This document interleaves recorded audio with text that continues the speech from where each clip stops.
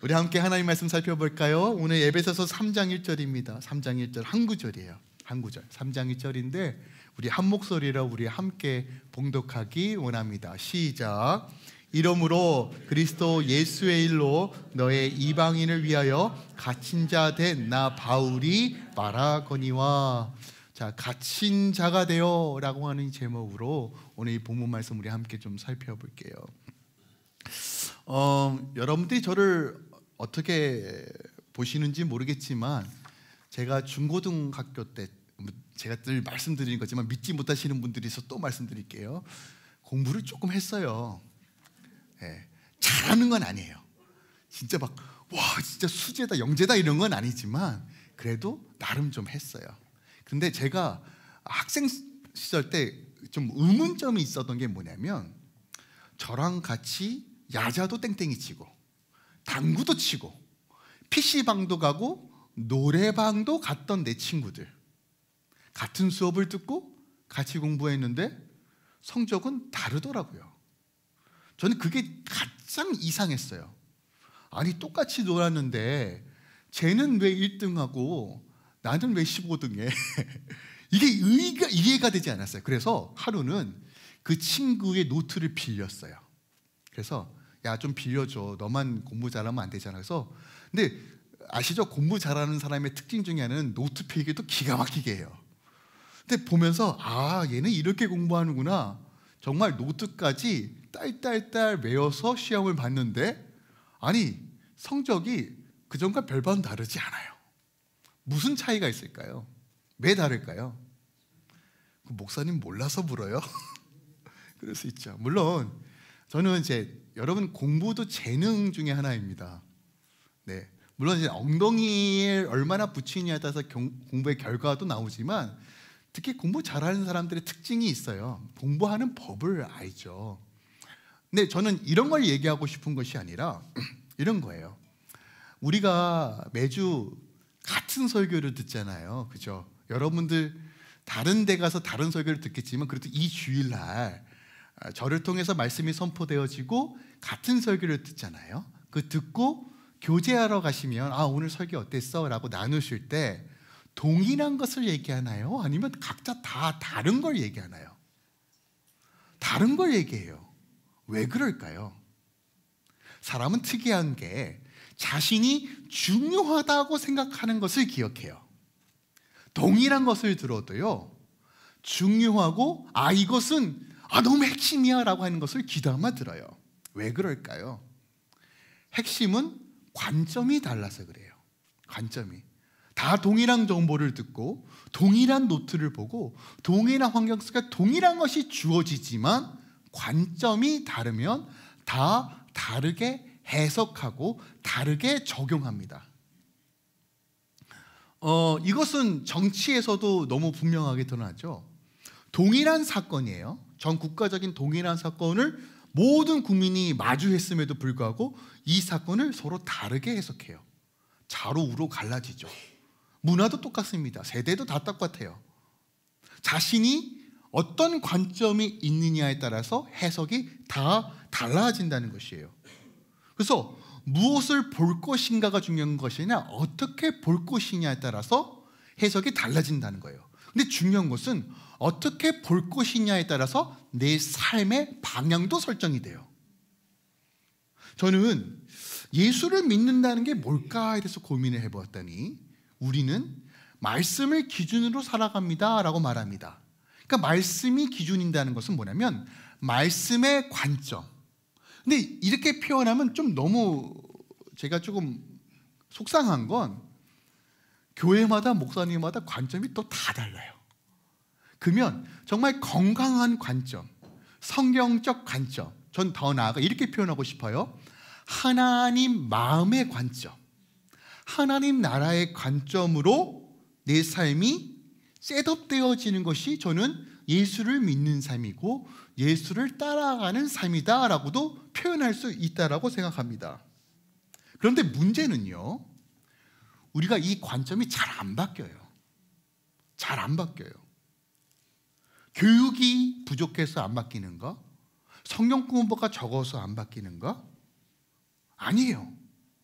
왜 안 바뀌는가 해서 고민을 해봤더니 제안해 주셨던 어떤 감동과 해답이 뭐였냐면 지식이 이 관점을 바꾸지 않더라고요. 바른 관계, 설정이 이 관점을 바꾼다는 사실을 알았어요. 그러니까 우리가 우리 신앙에서 바른 지식으로 양육받는 건 너무 중요합니다. 하지만 그것보다 더 중요한 건 하나님과의 바른 관계로 설정하지 않으면 우리는 절대로 하나님의 관점으로 우리 삶을 셋업되어지는 것이 어떻게 보면 굉장히 어렵다라는 결론에 도달하게 되었어요. 그래서 우리가 하나님과의 바른 관계를 위해서 기도하는 것이고 그 바른 관계가 무엇인지를 알기 위해서 말씀을 묵상하는 거예요. 기도하는 것만큼 내가 세상적 관점이 아니라 하나님의 관점으로 내가 깎이는 시간이고 말씀을 내 안에 채울 때만이 그 말씀으로 살아가는 방식으로 세상을 보게 되는 것이에요. 그래서 우리는 말씀을 의도적으로 먹고 소화시키지 않으면, 조금 더 쉽게 표현하면 듣는 시스템을 온전하게 훈련하지 않으면 보는 것들은 세상에 보는 것과 별반 다르지 않다는 거예요. 그래서 우리는 들어야지만 볼 수 있는 시스템으로 셋업되어져야 돼요. 이것이 하나님께서 우리에게 요청하시는 거예요. 그리스도인으로 사는 방식이에요. 그래서 그리스도인으로 산다는 것은 세상에 바라보는 방식을 멈추고 하나님의 말씀을 먹어 이 말씀을 기준으로 세상을 바라보는 것, 그리고 이 중심에는 지식이 아니라 하나님과의 바른 관계 설정을 통해서 하나님의 마음, 하나님의 시선, 하나님이 머물고자 하는 것이 무엇인지를 알고 그 관점으로 세상을 바라보며 그 상황을 해석하는 것, 이것이 바로 그리스도인의 삶이에요. 그리고 그의 모습이 어떠한지를 오늘 바울을 통해서 우리는 확인할 수 있다는 거예요. 그러니까 바울이 가지고 있던 이 관점이 결국 교회의 관점이 돼야 되고 그리스도인의 관점이 돼야 한다라고 오늘 에베소서가 우리에게 말해주고 있습니다. 우리 드디어 3장으로 넘어갔어요. 오늘 보니까 이제 37화더라고요. 거의 1년 가까이 1장과 2장을 나누는 이 놀라운 풍성한 은혜가 이 교회 가운데 이루어졌습니다. 제가 소망하는 건 진도를 빼는 게 목적이 아니에요. 저는 말씀이 선포될 때마다 제안해 주셨던 감동이 뭐냐면 하나님, 이 시즌, 이 말씀의 시즌을 이 교회가 통과합니다 였어요. 우리가 3장을 다룰 텐데 한 번 더 1장과 2장을 잠깐 살펴볼게요. 왜 살펴볼까요? 우리는 망각의 동풀이에요. 그런데 3장을 이해하기 위해서는 1장과 2장을 살짝 살펴봐야 돼요. 자, 우리 1장에 처음에 어떻게 시작하냐면 하나님의 뜻으로 자기가 사도 되었다라고 선언하며 바울이 인사말을 시작합니다. 근데 이 인사말의 특징이 있어요. 성도의 두 가지 정체성을 명확히 말합니다. 우리는 거룩한 무리, 성도라고 얘기하며 예수 그리스도 안에 신실한 자라고 얘기해요. 자, 두 가지는 따로 분리되어 있는 것이 아니라 한 사람이 두 가지 정체성을 가지고 있어요. 이게 무슨 얘기냐면 여러분, 당시 에베소서는 음란하고 제약으로 가득한 도시입니다. 그러면 예수 믿으면 이 제약된 거 떠나고 싶다, 우리끼리 좀 모여 살자, 우리끼리 믿음 지키자, 우리만 구원받으면 되지 라고 하는 방식으로 살아가는 건 절대로 복음적 삶이 아니라는 것이에요. 제약된 삶, 그 곳에서, 그 장소에서 우리는 성도여야 하고 주 안에서 신실한 자로 살아가라는 것이에요. 이것이 우리의 두 가지 정체성이에요. 여러분, 그 절대 잊지 마세요.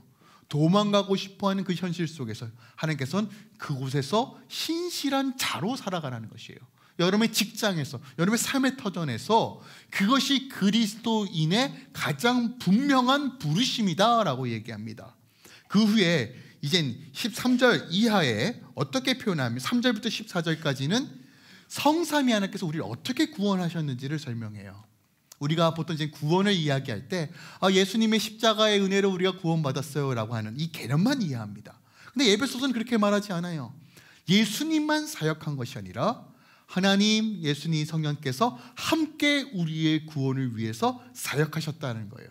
모든 지혜와 능력을 총동원하여 창세전에 하나님께서 우리를 선택하셨고 예수님께서 십자가에 흘리신 보혈로 속량, 그러니까 우리가 노예일 수밖에 없는데 그 핏값으로 우리를 사셨다라고 표현해요.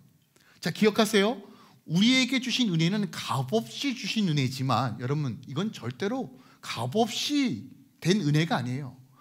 하나님께서 이미 값을 지불한 은혜예요.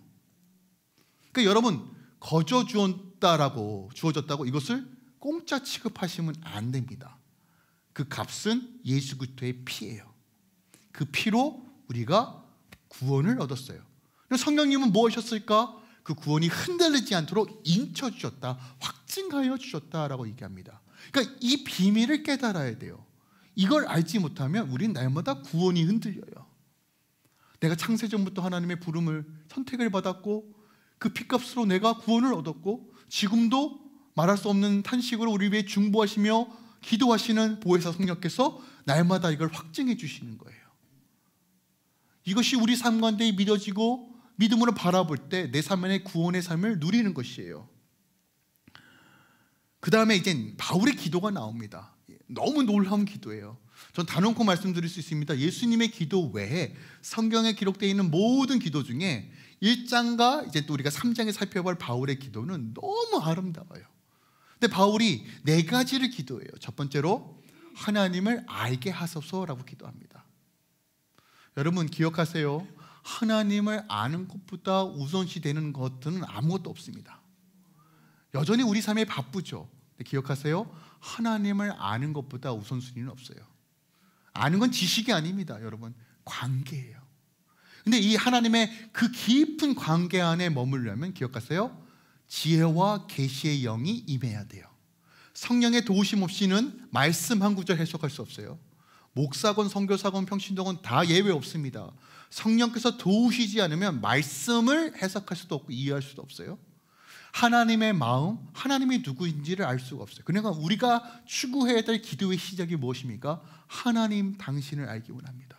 성령님 우리의 마음을 열어주시고 지혜와 계시의 영을 부어주셔서 하나님을 더 깊이 교제할 수 있도록 인도해 주세요. 이것이 우리의 기도의 시작이에요. 두 번째의 기도는 무엇입니까? 그의 부르심의 소망이 무엇인지를 구하는 거예요. 우리의 부르심 아닙니다. 내 뜻과 내 꿈이 아니라 하나님이 우리를 향한 부르심이 무엇인지를 알라는 거예요. 전능자가 나를 향한 계획, 전능자가 나를 어떻게 보시는지, 전능자의 마음이 무엇인지를 아는 것이 우리의 삶의 모든 것들을 설명합니다. 이게 우리의 힘이에요. 세상 사람들은 나를 어떻게 보는 거 중요하지 않아요. 하나님이 나를 어떻게 보시는가가 회복의 시작이에요. 그의 부르심의 소망이 무엇인지 알기 위해서는 마음의 눈이 밝아져야 된대요. 이것은 다른 말로 영적인 감각이 활성화되는 거예요. 영적인 감각이 활성화되려면 내가 죽고 예수로 사는 삶이 훈련되어져야 해요. 세 번째로 성도 안에 그 기업의 영광의 풍성함이 무엇인지를 알게 해달라고 기도합니다. 이때부터 예수 안에서가 성도 안에서로 바뀌어요. 그러니까 우리가 개인적으로 구원의 기쁨, 은혜 맛볼 수 있습니다.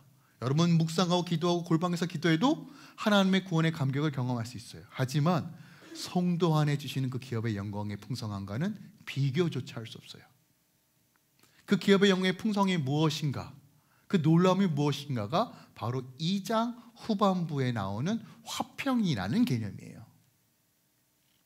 그리고 마지막으로 우리에게 베푸신 능력의 지극히 크심이 어떠한지를 기도합니다. 하나님께서 우리 주 예수 그리스도를 통해서 무엇을 행하셨는가? 그 놀라운 능력, 모든 만물이 우리 주 예수 그리스도 앞에서 무릎 꿇고 모든 이름에 뛰어난 이름을 주신 예수 그리스도의 이름의 권세가 무엇인지, 그럼 그 이름을 소유한 우리는 어떤 능력이 있는지를 설명하는 것이 2장이에요. 2장은 반으로 나눌 수 있죠. 전반부는 개인의 차원에서 구원의 before와 after, 후반부는 공동체 차원에서 구원의 before와 after를 설명합니다.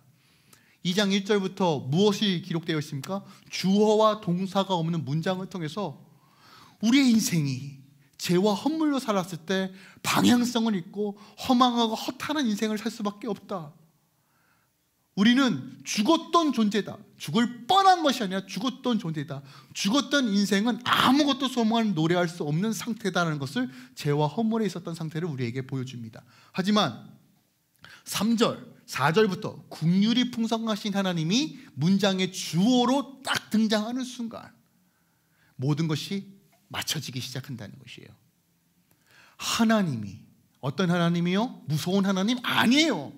긍휼이 풍성하신 하나님이 우리의 삶을 이끌어 가실 때 어떤 일이 벌어져요? 죽음에서 생명으로, 절망에서 소망으로, 낮은 것에서 높임으로 인생이 바뀌는 것이에요. 어떻게 해요? With Jesus Christ, 예수 그리스도와 함께. 이 놀라운 은혜가 우리 안에 있다라고 말해요. 그렇다면 이 놀라운 은혜를 경험한 공동체 안에 어떤 역사들이 일어날까요? 우린 이방인이었어요. 하나님과 외인이었어요. 동떨어진 인생을 살 수밖에 없어요. 구원과 소망에는 전혀 해당 사항이 없었던 자였어요. 그러나 예수께서 십자가의 죽음에서 자기의 몸을 허심으로써 화평케 하는 놀라운 역사가 우리 안에 이루어졌다는 거예요. 그래서 예수 그리스도를 통해서 하나님과 우리의 사이의 관계가 회복되어져서 아바 아버지라 부를 수 있게 되었고, 이것만 회복되었나요? 아니요. 내 자신과 용서하지 못하고 분노와 원망 가운데 지옥 같은 삶을 살던 우리가 용서가 이루어지고 내 삶, 내 자신과의 관계도 회복됐을 뿐만이 아니라 내 사람과의 관계에도 함께 회복될 수 있는 은혜, 더 나아가 하나님의 영광이 내 안에 흘러가니까 이 피조물의 회복까지 교회를 통해서 이루어 가신다. 그것이 2장의 내용입니다. 그렇다면 이것이 무엇을 의미하는가? 3장은 바울은 가장 먼저 언급한 것이 그것이 바로 그리스도의 비밀이다라고 얘기해요. 우리가 3장을 다룰 때 우리가 핵심적으로 생각해야 되는 건 뭐냐면 그리스도의 비밀이 무엇인가요? 그런데 바울은 이 그리스도의 비밀을 뭐라고 표현하면 이미 1장과 2장에 언급하였어. 너희들 이미 알고 있어 라고 이야기하고 있어요. 그리고 이제 3장 후반부에는 중보기도가 한 번 더 나옵니다. 이 기도 속사람의 강건함이라는 이 놀라운 비밀들을 선포합니다. 그래서 우리가 3장을 다루면서 우리가 함께 이 그리스도의 비밀이 무엇인지 다시 한번 묵상하기 원합니다. 자, 그리스도의 비밀이 무엇인가를 한 번 더 압축하여서 설명하는 것이 3장 6절입니다. 3장 6절 이렇게 선포합니다. 이는 이방인들의 복음으로 말미암아 그리스도 예수 안에서 함께 상속자가 되고 함께 지체가 되고 함께 약속에 참여하는 자가 되었다라고 말합니다. 자, 이 3장 6절을 통해서 우리가 뭘 알 수 있어요? 복음이 무엇인지, 그리스도 예수와 함께 상속자가 되는 것, 그 지체가 되는 것, 약속에 참여하는 자가 무엇인지를 아는 것이 굉장히 중요하다는 것을 우리가 발견할 수 있습니다. 그런데 바울은요, 단순하게 비밀은 이런 거야 라고 말하는 것에서 멈추지 않아요. 이 비밀을 자신이 어떻게 깨달았는지, 그리고 이 비밀을 나에게 밝혀주신 이유와 목적이 무엇인지에 대해서도 말해요. 그러니까 이게 우리에게 너무 중요하겠죠. 그러니까 만약에 바울이 이 비밀은 이거야 라고 얘기하면, 아유 바울 당신은 그래도 신령하니까 영적으로 탁월하니까 알 수 있겠지만 그게 우리랑 무슨 관계가 있어요? 우린 그걸 어떻게 아는데요? 라고 할 수 있지만 이 비밀을 어떻게 깨닫게 되었는지, 그리고 이 비밀을 알려주신 이유와 목적도 바울이 3장을 통해서 우리에게 말해주고 있어요. 그리고 이 결론이 하나님의 은혜다라고 결론을 짓습니다. 자, 하나님의 은혜가 뭐예요? 값없이 주신 선물이에요. 그러니까 바울이 십자가의 복음을 적나라하게 딱 하고 마주하니까 어떤 걸 깨달았어요? 이야, 진짜 자격이 없구나. 자격이 없는 수준이 아니라 나는 정말 괴수 중에 괴수구나. 내가 구원받은 것이 기적이구나. 그런데 구원받은 것을 넘어서 이방인의 사도로 부름을 받았다. 이거는 상상할 수 없는 하나님의 은혜다라는 거예요. 그 은혜를 깨달으니까 바울의 고백이 이거예요. 3장 8절입니다. 보세요. 바울이 이렇게 고백해요. 모든 성도 중에 지극히 작은 자보다 더 작은 나에게 이 은혜를 주신 것을 측량할 수 없는 그리스도의 풍성함을 이방인에게 전하게 하신다. 뭐라고 표현합니까? 모든 성도 중에 지극히 작은 자보다 자신이 더 작다라고 표현해요. 이거 그냥 듣기 좋은 말일까요? 아니에요. 가슴에서 우러나오는 진실된 고백이에요. 그런데 바울이 정말 이렇게 자신의 고백처럼 정말 보잘것없는 사람인가요? 아니에요. 우리가 그의 서신서를 통해서, 사도행전을 통해서 객관적인 정보를 얻을 수 있어요. 바울이 어떤 존재에 있는지. 특별하게 사도행전과 빌립보서를 통해서 우리가 알 수 있는 건 뭐냐면 바울이 다소라는 곳에서 태어났다는 것을 알 수 있어요. 다소는 말 그대로 그 당시 교육의 정점에 있었던 도시예요. 자, 역사적 배경을 조금 설명드릴게요. 배경을 이해하지만 좀 재밌으니까. BC 3세기 때 전 세계 패권을 장악했던 것은 알렉산더 대왕이에요. 헬라, 그리스의 왕 알렉산더 왕이 그 당시 BC 3세기의 패권을 장악합니다. 하지만 323년 6월에 알렉산더 왕이 죽어요. 그 후에 그 거대한 나라가 4개로 쪼개집니다. 그 중에서 가장 많은 영토를 차지했던 왕국이 시리아 왕국이에요. 자, 시리아 왕국은 어떤 계획을 세웠냐면 어떤 도시마다 도시를 계획적으로 어떤 것을 부각시키고 어떤 것을 발전시키기 위해 계획을 세웁니다. 그 중에 하나가 안디옥이란 도시를 정치 도시로 설정해요. 이 안디옥은 예루살렘에서 북쪽으로 쭉 올라가면 처음 이방인을 위한 최초의 교회가 바로 안디옥에 세워집니다. 사도행전을 읽어보면 바울과 바나바를 파송했던 교회가 안디옥 교회예요. 그 안디옥을 정치적 도시로 설정하고 교육의 도시로 다소를 설정합니다. 그래서 모든 지식인들, 모든 교육기관이 다소에 집중돼요. 자, 이 지역에서 누가 태어났다고요? 바울이 태어납니다.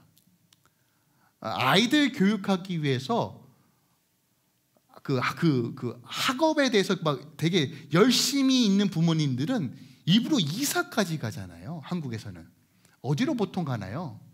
대치동 뭐 이런 데로 가잖아요. 우리 자녀들 S대 가야 된다 하면서 뭐 특목고 가야 된다 하면서 그런 데로 일부러 가잖아요. 밴쿠버에서 그런 지역이 어디 있는가 봤더니 그래도 그 웨스트밴 정도겠죠. 그래서 저도 이제 유수 사역할 때 일부러 그쪽으로 이사하시는 분도 봤어요. 네. Anyway, 그러니까 눈 떠보니까 다 공부하는 도시인 거예요. 이야.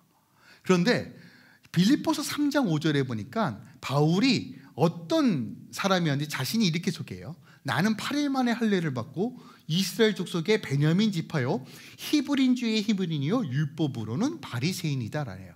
자, 이 말을 통해서 우리가 어느 정도 유추할 수 있는 건 뭐냐면 바울의 가정이 어떤 가정이었는지 우리가 어느 정도 생각할 수 있어요. 율법에 정통하고 경건하였으며 유대교에 심취하였고 또한 뿌리 깊은 나 베냐민 출신이야 이랬던 곳에서 태어난 거예요. 그러니까 보세요. 교육의 정점에 있는 도시에서 또 유대교에 심취했던 가정 안에서 태어난 것이 바울입니다. 그러면 태어날 때부터 율법과 이 공부에 열을 내겠죠. 사도행전 22장에 보니까 바울이 어릴 적에 가말리아 밑에서 교육을 받았다라고 기록되고 있어요. 가말리아는 예루살렘에서 활동했던 학자예요. 어느 정도로 영향력이 있었냐면 정말 정신적이고 율법적으로 정신적 지주를 감당했던 사람이 가말리아예요. 그러니까 가말리아 말 한마디에 당시 유대교의 산헤드린 공기도 네 학자님, 네 율법 학자님, 선생님 듣겠습니다 할 정도로 엄청난 영향력을 가지고 있어요. 당시 스승이 제자를 선택하는 구조였거든요. 그러니까 제자들이 우리 선생님 선택 그게 아니라 선생이 제자를 선택했는데 당시 최고의 학자가 가말리아예요. 그런데 어릴 때 딱 바울을 보니까 야, 얘 봐라 똑똑하네, 타고난에 선택했다는 거예요. 그러니까 어릴 적부터 남달랐어요. 그리고 다소는 이방 지역이고 가말리아는 예루살렘에서 활동합니다. 무슨 말이에요? 유학 보냈다는 거예요. 얼마나 열정적이었어요. 심지어 바울은 우리가 사도행전을 통해서도 알고 있지만 정말 학문적으로 뛰어났고, 그리고 유대교에 심취했으며, 또한 유대교에서 기독교인들을 잡아 감옥에 가두고 심지어 죽이는 것이 하나님의 뜻이라고 굳게 믿었어요. 또한 바울에게 독특한 하나의 정체성이 있는데, 태어날 때부터 로마 시민권이에요. 우리는 그게 참 공감이 다 안 될 수 있지만 당시 로마 시민권을 돈 주고도 샀거든요. 근데 본투 로마 시민권은 완전히 달라요. 혜택 자체가 달라요. 그러니까 태어날 때부터 지금 환경이 어때요? 가정도, 그리고 그 머리도, 모든 환경이 그냥 다이아몬드 수저예요. 사렌드딘 공회에서 공회원이었고, 그가 그냥 뒷짐만 지고 그냥 제자들 선택해서 가르쳐도 미래가 보장되어 있어요. 이거는 전혀 의심할 수가 없어요. 더 나아가 얼마나 탁월했냐면 히브리어, 헬라어, 라틴어, 아랍어, 이 모든 언어에 능통했던 사람이에요. 글쓰기에 탁월했던 사람입니다. 그러니까 어디 가서도 굶어 죽을 일이 없어요. 그냥 그 자리에서만 그냥 가만히만 있어도 평생 부귀와 명예를 누렸던 사람이 바로 바울이었어요. 그런데 오늘 본문에 보니까 보세요. 그의 현실은 뭐예요? 감옥에 갇혀 있는 상황입니다. 아니, 미래가 보장되어 있어요. 소위 얘기해서 남 부러워할 정도로 정말 모든 것을 소유한 바울이 대체 왜 이러한 선택을 했냐는 거예요.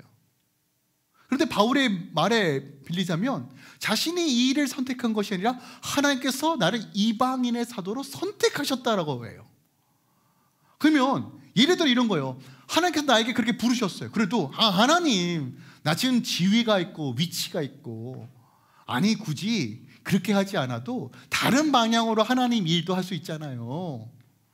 하나님, 나 로마 시민권이에요. 나 학자예요. 굳이 그렇게 하지 않아도 충분히 어떻게 보면 주의 나라를 세워갈 수 있는 방법이 있을 수도 있었을 것 같아요.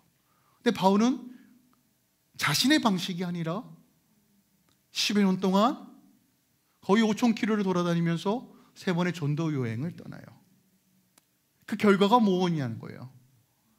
예루살렘 감옥에서 이틀, 가이사의 감옥에서 이틀, 2년, 로마 감옥에서 2년 동안 옥살이를 합니다. 이게 객관적인 정보예요. 역사적 사실입니다. 그런데 오늘 3장 1절에 이렇게 고백합니다. 다시 읽을게요. 보세요. 이러므로 그리스도의 예수의 일로 너희 이방인을 위하여 갇힌 자 된 나 바울이에요. 여러분, 바울의 고백이 이상하지 않아요? 객관적 사실에 기반하면 얼마나 억울합니까? 그 드로비모라는 이방인을 데려가지도 않았는데 거짓된 모함과 음모로 인하여 지금 옥살이 중이에요.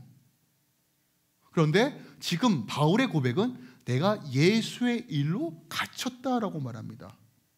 대체 예수의 일이 뭔데요? 그 일이 뭐길래 미래가 보장되어 있는 일도 버리고 심지어 대우받는 일도 아니고 지금 옥살이를 하고 있으면서도 원망과 불평이 아니라 난 예수의 일 때문에 지금 갇혀 있습니다 라고 얘기하는 거예요. 제가 몇 번에 걸쳐서 바울이 10년 동안 여행 중에, 전도 여행 중에 어떤 일이 벌어졌는지 제가 나누었죠. 매를 맞고 돌에 맞고 3번의 배가 파산이 되고 강도의 위협, 동족의 위협, 모든 위험과 어려움 속에서 정말 가진 고생을 다한 결과가 옥살입니다. 그런데 바울이 이렇게 얘기하는 거예요.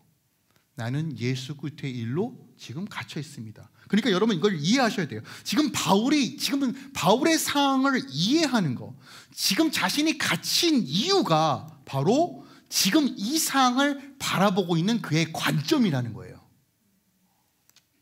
그러니까 바울은 자신이 가지고 있는 관점으로 자신의 상황을 해석하는데 어떻게 해석하느냐? 원망과 불평과 억울함으로 해석하지 않고 예수의 일로 해석하고 있어요. 여러분, 우리는 무엇을 보는 것보다 어떻게 볼 것인가가 더 중요해요. 왜 그러냐면 어떻게 볼 것이냐에 따라서 여러분의 인생이 결정이 돼요.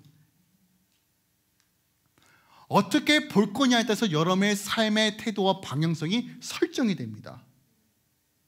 그러니까 바울이 가지고 있던 이 관점이 이 세상을 살아가는 그리스도인의 능력이다라고 오늘 에베소서가 우리에게 말해주고 있는 것이에요. 그러니까 바울이 자신이 가지고 있는 관점으로 이 상황을 해석하니까 내린 결론이 뭐예요? 자신이 처한 이 상황은 재수가 없어서 생기는 일이 아니에요. 우연히 벌어지는 일이 아니에요. 과거에 내가 어떤 잘못을 선택해서 누구 때문에 일어난 일이 아니라 예수의 일로 말미암아 하나님께서 하실 일들에 대한 기대와 그 과정이라고 해석을 한 거예요. 바울이 이렇게 해석을 하니까 원망이 의미가 없는 거예요. 불평이 의미가 없는 것이에요. 자신을 향한 비난과 공격이 의미가 없는 것이에요. 보통 우리가 원망과 분노에 사로잡히면요, 자기 자신이 병들고 망가지게 됩니다. 그리고 자괴감이 들고 자존감이 깨지고 자기 연민에 빠지면서 결론을 어떻게 짓냐면 내가 이 세상에서 가장 불행한 자다라고 스스로 정의를 내려요. 왜요? 세상이 말하는 관점으로 자신을 보기 때문에 그래요. 하나님은 우리에게 그렇게 말씀하시지 않는데 우리가 이 관점이 복음적 관점, 하나님 나라의 관점, 하나님의 시선으로 바뀌지 않으면 우리는 세상의 관점으로 자꾸 나를 볼 수밖에 없어요. 근데 세상은 뭐라고 말합니까? 너 안 돼. 너 망했어. 원망하고 분노하고 너의 억울함을 표출해. 그게 문제 해결이야. 문제 해결돼요? 안 되죠. 그런데 바울의 관점은 뭐예요? 모든 것이 하나님의 주권 안에 있다예요. 하나님이 다스리고 이끌어 가신다는 거예요. 그러니까 지금 이 상황을 어떻게 해석하는 거예요? 아, 하나님이 행하실 일의 과정이구나. 이 일을 통해서 하나님이 하나님 되심을 드러내겠구나.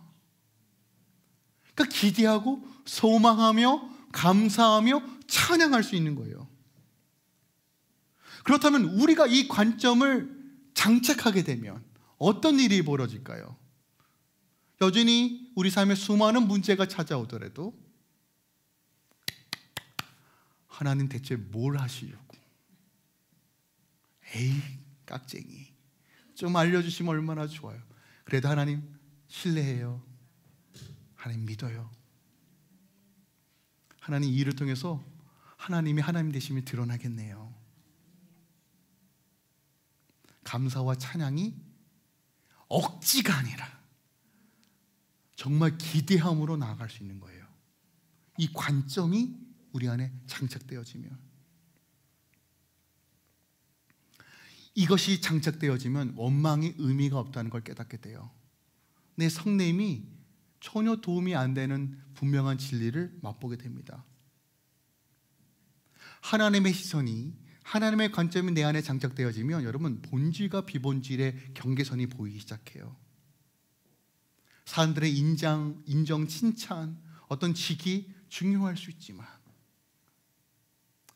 그것이 그렇게 큰 의미가 없다는 것이 보이기 시작해요. 하나님의 그 신실한 손길이 내 삶을 이끌어 가신다. 그 젖는 자의 손이 나를 보호하신다. 이 귀한 진리가 내 안에 새겨지는 순간 다른 것들이 그렇게 중요하게 보이지 않기 시작한다는 것이에요. 바울은 늘 그의 말과 서신서에서 이렇게 시작합니다. 2장 1장도 이렇게 시작하죠. 하나님의 뜻으로 말미암아. 그 시선의 가장 밑바탕은 늘 하나님의 뜻이었어요. 하나님의 뜻. 여러분, 바울이 억울하지 않았을까요? 바울도 사람입니다. 분노가 없었을까요? 결핍이 없었을까요? 아니요. 늘 재정적인 압박, 매맞임, 육체적 고통, 아픔, 수많은 스트레스. 여러분, 고린도 전후서만 봐더라도 교회로부터 오는 스트레스 때문에 어마어마합니다. 그래서 영화 보면 대머리잖아요. 다 이유가 있는 것 같아요. 정말로요. 바울이라고 멀쩡했을까요? 아니에요. 하지만 바울은 늘 자신의 문제로부터 시작하지 않아요. 자신의 연약함으로부터 시작하지 않아요. 늘 하나님의 주권, 하나님의 뜻으로 그의 모든 인생을 시작하려고 합니다. 이것이 바로 우리가 장착되어져야 할 관점이라는 것이에요. 감옥에 갇혀 있어요. 죄수의 관점으로 보는 것이 아니라, 문제의 관점으로 보는 것이 아니라 하나님의 다스림의 관점으로 보기 시작해요. 그러니까 그 관점으로 상황을 해석하는 것이에요. 그런데 제가 하나님의 뜻이라는 이 단어를 사용할 때 주의할 점이 있어요. 뭐냐면, 여러분, 하나님의 뜻이라는 이 단어는 여러분의 개인적인 신앙에만 적용했으면 좋겠어요. 왜냐하면 혹 이런 분들이 계세요. 내가 좀 기도해 보니까 집사님, 이렇게 하는 게 하나님의 뜻인 것 같아 라고 하시는 분이 계시는데, 이게 자칫 잘못 전달되면 폭력이 될 수 있습니다. 우리가 대체 뭔데? 저도 되게 조심스러운 단어가 하나님의 뜻이에요. 근데 저는 이제 에베소서에 기록되어 있으니까 제가 선포를 하는 거지만, 여러분, 하나님의 뜻이라는 이 단어는 개인의 측면에서 적용하는 것이 가장 건강해요. 그러니까 만약에 진짜 누군가에게 전달하고 싶으면 여러분, 조심스럽게, 아무리 기도해도 하나님께서 주시는 마음이 이래, 우리 함께 좀 기도해 볼래? 라고 하는 게 가장 건강하지, 이거 하나님의 뜻이야, 이거 해 라고 하는 순간, 여러분, 제가 봤더니 좋은 열매 많이 없었어요. 이것만 주의하시면 되는데, 다시 정리합니다. 무엇을 보느냐보다 더 중요한 것은 어떻게 보느냐예요. 관점의 차이가 여러분의 인생을 자주해요. 바울은 하나님의 뜻과 하나님의 통치와 하나님의 다스림이라는 관점에서 세상을 보기 시작합니다. 저는 이 관점 늘 소유하기 원해요. 여러분, 이 관점 소유하기 원하십니까? 정말로요? 그리스도인이라는 것은 바로 이 하나님의 관점에서 세상을 보는 것을 훈련해야 돼요. 자, 3장 1절 다시 한번 묵상합니다. 보세요. 이러므로 그리스도 예수의 일로 너의 이방인을 위하여 갇힌 자 된 나 바울이 말하거니와. 여러분, 이 문장에서 또 이상한 거 발견한 적 없어요? 그러니까 보세요. 지금 감옥 안에 있는 자가 감옥 밖에 있는 자에게 권면해요. 여러분, 이거 상식적인가요? 아니요, 굉장히 이상한 겁니다. 아니, 우리가 보통 감옥 안에 있는 자가 안을 향해서 권면하고 기도하잖아요. 아유, 고생스럽지, 힘들지, 아유, 그러게, 그 죄는 왜 졌어. 보통 감옥 밖에 있는 사람이 감옥 안에 있는 자를 향해 중보하고 권면하지, 감옥 안에 있는 자가 감옥 밖에 에베소 교회를 향해 권면한다? 이거 너무 이상하지 않아요? 그런데 에베소서뿐만이 아니라 같은 시기에 감옥에서 쓴 서신서 중에 하나가 빌립보서예요. 여러분, 빌립보서 4장 살짝만 볼게요. 빌립보서 4장에 이렇게 기록하고 있습니다. 4장에 주 안에서 항상 기뻐하라. 내가 다시 말하노니 기뻐하라. 여러분, 이거 이상하지 않아요? 이 배경을 알고 한번 이 말씀을 묵상해 보세요. 자, 6절입니다. 아무것도 염려하지 말고 다만 모든 의 기도와 간구로 너의 구할 것을 감사함으로 아뢰라. 여러분, 이게 이해가 되시냐고요? 4장 11절입니다. 보세요. 내가 궁핍함으로 말할 것이 아니라 어떠한 형편에서든지 나는 자족하기를 배웠노라. 놀라운 고백이에요. 12절에 나는 비천에 처한 줄도 알고 풍부에 처할 줄도 알고 모든 일 곧 배부름과 배고픔과 풍부와 궁핍에도 처할 줄 아는 일체의 비결을 배웠노라. 그리고 13절 여러분 잘 알고 있는 말씀이에요. 내게 능력 주시는 자 안에서 내가 모든 것을 할 수 있다. 어디서 고백하는 거예요? 감옥 안에 있는 자가 감옥 밖에 있는 자에게 말하고 있어요. 우리가 생각하는 일반적인 상식과 개념이 뭐예요? 여러분 길거리 가다가 홈리스 피플들 보면 어떤 마음이 드세요? 안타깝다. 도와주고 싶다. 아휴, 어떻게 해야 되지? 이런 국률한 마음이 드는 게 정상이잖아요. 그죠? 왜 이런 마음이 들어요? 내가 그래도 저 사람보다 나은 삶을 살고 있다라고 인지되어지고 판단했기 때문에 그래요. 그죠? 이건 지극히 정상적인 개념입니다. 그런데 바울은 지금 이 상식을 완전히 뒤집어요. 그러면 바울이 정말 미쳤나요? 아니라는 것이에요. 성경이 우리에게 명확하게 말하는 것은 이것이 바로 하나님 나라의 상식이라는 거예요. 하나님 나라의 방식이라는 것이에요. 이것이 교회가 살아갈 힘이며 능력이라고 말하는 것이에요. 우리가 이 관점이 장착되어졌을 때 우리 삶 가운데 임하는 능력이 뭔지 아십니까? 이게 샬롬이라는 것이에요. 여러분 어떤 분을 봤는데 야, 저 사람 저 문제 어떻게 해결해? 망했네 라고 했는데 그 당사자는 행복해요. 괜찮아요. 감사와 찬양을 올려드리는 그런 분 본 적 있으십니까? 전 본 적 있어요. 야, 저 상황에서 어떻게 감사할 수 있는가? 찬양할 수 있는가? 그런데 감사와 찬양으로 올려드리는 사람을 본 적이 있어요. 그럼 그 사람이 미친 건가요? 아니죠. 감옥 안에 있지만 감옥 밖에 있는 사람에게 기뻐하라, 찬양하라, 감사하라, 송축하라, 주의 일을 기대하라라고 선언할 수 있었던 본질적 이유가 뭐예요? 성경은 뭐라고 말하냐면 그가 예수를 소유했기 때문이다예요. 여러분 예수를 소유한 자는 무명한 자 같으나 유명한 자요, 죽은 자 같으나 살아있는 자요, 아무것도 못하는 자 같으나 모든 것을 가진 자이며 가난한 자 같으나 다른 사람에게 부유함을 풀어내며 버린 사람 같으나 용납을 허용하며 증거하는 자라고 성경은 명확히 얘기해요. 이것이 바로 교회의 모습이다. 이것이 바로 구원받는 우리의 모습이다 라고 얘기하는 것이에요. 그래서 예수를 소유한 자는 절망이 묶을 수 없는 거예요. 예수를 소유한 자는 그 어떤 철장도 그 사람을 매일 수 없는 것이에요. 산소망이신 예수를 소유한 자는 어떠한 고난과 절망과 아픔이 그를 매일 수 없는 것이에요. 빛 대신 예수가 내 안에 계시니 감옥에 있다 할지라도 하나님의 일하심을 선포할 수 있는 거예요. 이것이 바로 복음의 능력이라고 말하는 거예요. 여러분들은 예수님 소유하셨습니까?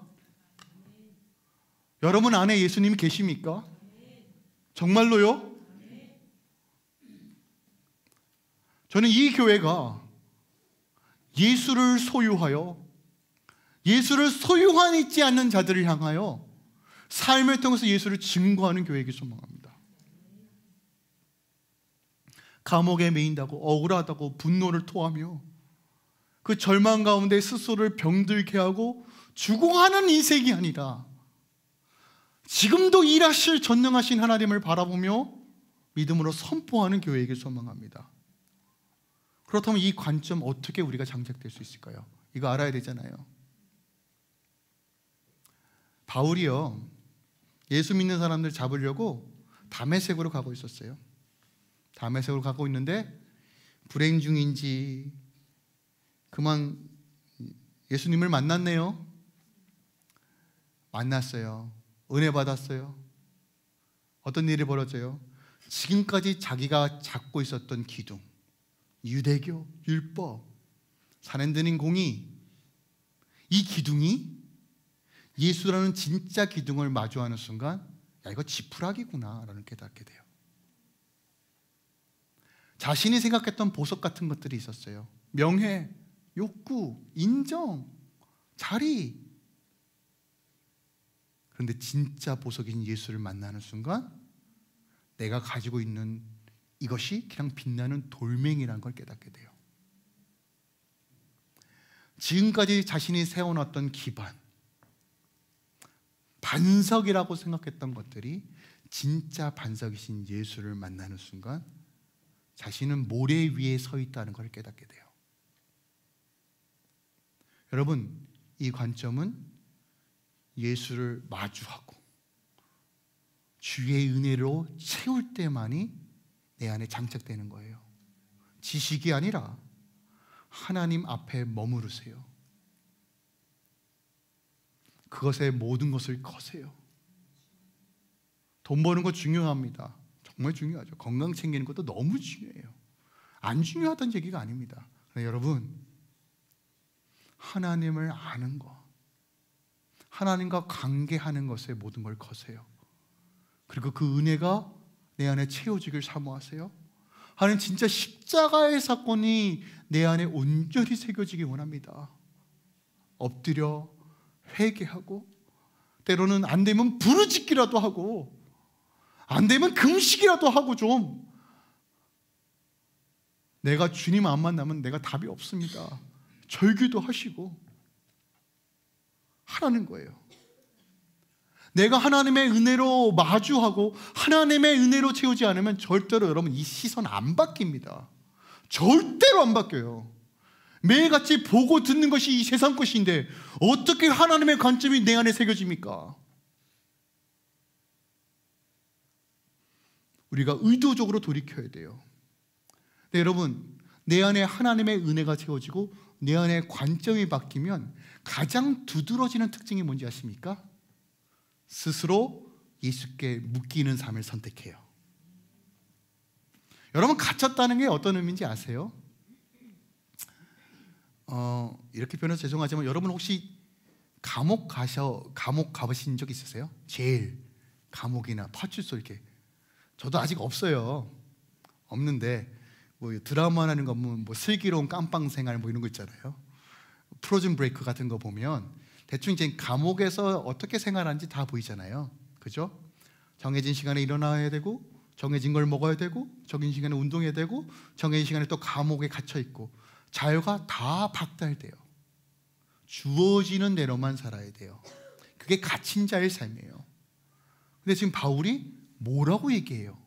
나 갇힌 자야 라고 스스로 선택해요. 근데 오늘 본문에 보니까, 에베소서 전체를 보니까 세상에서 이렇게 행복한 갇힌 자가 없어요. 세상 밖에 있는 사람보다 더 환희와 기쁨으로 가득 차 있는 갇힌 자예요. 여러분 기억하세요. 원망과 불평과 이 상황을 자꾸 어그러뜨리며 자기 스스로를 병들게 하는 건 스스로 지옥으로 모는 거예요. 하나님은 그거 원하시는 거 아니에요. 하나님의 관점, 하나님 나를 대체 어떻게 보시는가? 하나님 대체 나를 어떻게 보길 원하시는가? 나는 하나님의 관점으로 어떻게 보길 원하는가? 그 가슴 벅찬 하나님의 그 부르심, 그리고 이 부르심으로 가득 찬 사람의 특징은 스스로 예수께 묶임을 선택한다는 거예요. 근데 여러분, 예수께 묶이기 위해서는, 갇히기 위해서는 뭐 해야 되는지 아십니까? 내 것을 포기해야 돼요. 우리가 신앙생활 하면서 포기하는 정도가 다 달라요. 왜 다를까요? 여러분들이 생각하는 예수 그리스도의 가치만큼 여러분들이 포기할 수 있어요. 그래서 누가 더 많이 포기하고 누가 덜 포기하고 이런 거 정죄하고 판단할 건 없어요. 어차피 우리가 함께 지어져 가기 때문에 그래요. 근데 중요한 건 여러분 기억하세요. 예수를 생각하는 가치만큼 여러분들이 포기할 수 있고, 예수를 생각하는 가치만큼 여러분들이 예수께 묶일 수 있어요. 사도 바울에게는 생명이 중요하지 않았어요. 자존심이 중요하지 않았어요. 누군가로부터 환영받는 것 혹은 거절당하는 것이 중요한 것이 아니었어요. 우리 주 예수부터만 높아질 수 있다면, 그가 내 삶을 통해서 드러날 수만 있다면, 하나님의 뜻이 내 삶 가운데 이루어질 수만 있다면 나는 갇힌 자를 선택한다 하네요. 여러분, 마태복음 13장에 아주 중요한 비유가 나와요. 어떠한 사람이 황무지 같은 땅에서 보화가 있다는 것을 알았어요. 그래서 자신이 가지고 있는 그 모든 것을 팔아 이 땅을 삽니다. 근데 사람들이 뭐라고 얘기해요? 야, 그 돌덩이 먼지 투성인 그 땅을 왜 사? 야, 여기 투자 가치도 없어. 여기 공공멘트로 묶이는 땅이야. 여기 뭐 할 수도 없어. 야, 무슨 부소당수설을 그렇게 하냐? 아유, 그냥 시대도 못 있네. 그러니까 네가 망하는 거야. 조롱과 핍박이 와도 이 사람이 들어요, 안 들어요? 안 듣죠. 왜 안 들어요? 이 땅에 겉으로 보기에는 흙먼지 뿐이지만 이 땅에 뭐가 감춰 있다는 걸 알아요. 보화가. 그럼 이 땅을 사요, 안 사요? 자기 걸 다 포기해서라도 이걸 사서 보화를 취득하는 거예요. 우리의 관점이 바뀌고 예수를 소유한 삶, 이것이 바로 그리스도인의 삶이에요. 예수 그리스도에 대한 가치만큼 내가 포기할 수 있어요. 저는 할렐루야 교회가 정말 이 단계까지 갔으면 좋겠어요. 계산하는 삶이 아니라 정말 하나님께 찬양한 나의 생명을 드리니, 이 찬양의 가사만 이렇게 선포하는 게 아니라 정말 하나님 주님께 온전히 맡겨드립니다. 그리고 하나님께서 먹이시고 입히시는 걸 경험하세요. 이게 우리가 마지막 때 살아가야 될 교회의 모습이에요. 하나님 긍휼이 풍성하신 하나님이세요. 그분이 우리 삶을 인도하십니다. 우리 청년들 쫄지 마세요. 제발 좀 걸어보세요. 제가 한 달에 한 번 우리 파수꾼 예배 초청하잖아요. 안 오더라고. 뭐 알아서 하세요. 괜찮아요. 근데 기억하세요. 주님께 드리는 거룩한 허비는 절대 손해 없어요. 의미 없는 것이 아니에요. 이 눈이 열어지길 축원합니다. 또한 여러분 삶 가운데 정말 예수로 충만하게 채워져서 그 어떤 것도 묶이지 않는 주 안에서의 능력과 은혜가 여러분 삶 가운데 흘러넘치길 예수 그리스도로 축원드립니다.